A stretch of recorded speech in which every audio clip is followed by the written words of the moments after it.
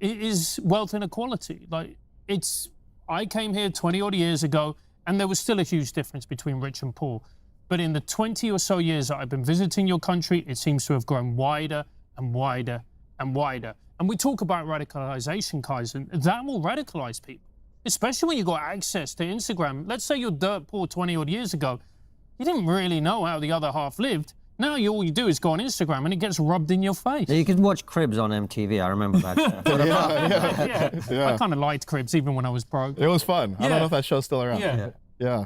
I agree. In this short segment, the guest breaks down wealth, inequality, and corporate influence, and how technology itself may be driving a new age of populism. It's a balanced look at why both sides keep missing the root cause and what actually needs to change. I agree. And man, this is one of those issues where I actually think there have been some Democrats who have correctly identified the problem, which is, corporate influence. Like Bernie Sanders, he talks constantly about the oligarchy. And, he does it to the point where almost it feels like a bit of a meme.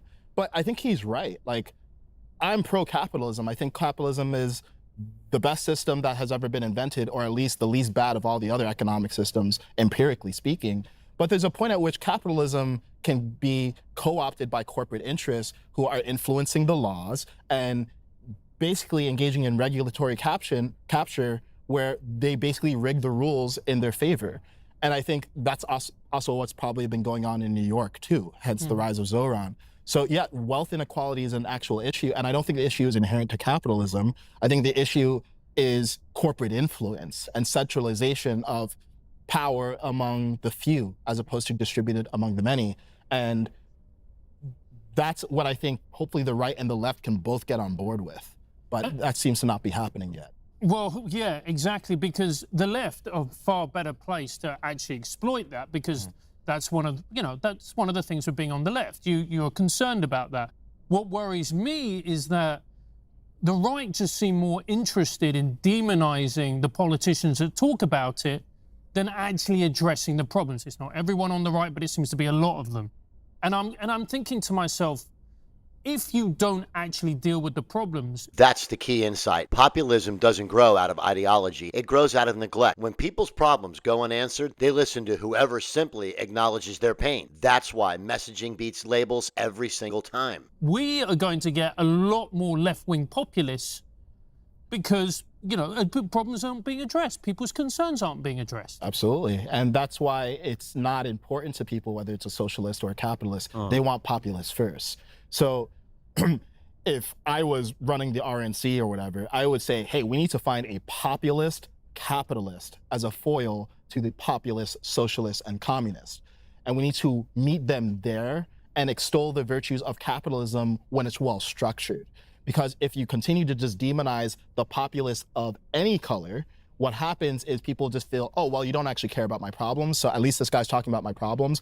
Most people are not thinking deeply about the economic ramifications. Exactly. This is about emotional economics. Voters don't run policy spreadsheets. They run trust meters. Whoever sounds like they understand the daily life wins the conversation before the numbers ever enter the room. They don't really know how to assess these things, nor should they really have to.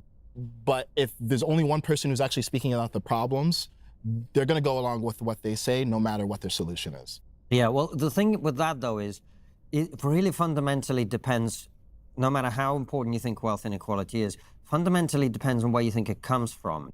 And I think the corporate capture argument is obviously partially true. I also think, to a large extent, it's probably something that's been driven by technology.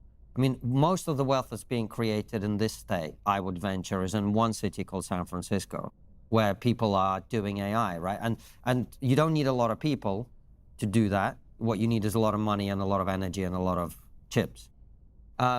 So I wonder whether we're just going to live in this long age of populism because the wealth is accumulating in fewer and fewer hands just by the nature of the technological structures of the society we now live in. Yeah, you raise an interesting point because now that I think about it more, I think there's kind of two issues. There's what's this condition of the people who are the worst off in society? And then there's what's the gap between the people who are the worst off and the people who are the best off, which is the wealth inequality question.